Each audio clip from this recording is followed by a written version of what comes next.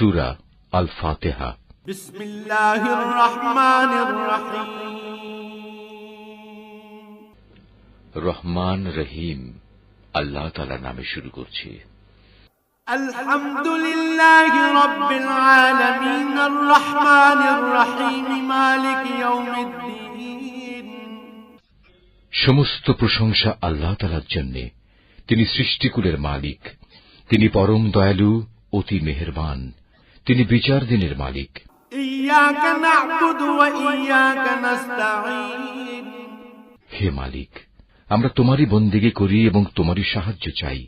ইহদিনাস সিরাতাল মুস্তাকিম সিরাতাল্লাযীনা আন'আমতা আলাইহিম গায়রিল মাগদুবি আলাইহিম ওয়ালাদ-দাল্লিন।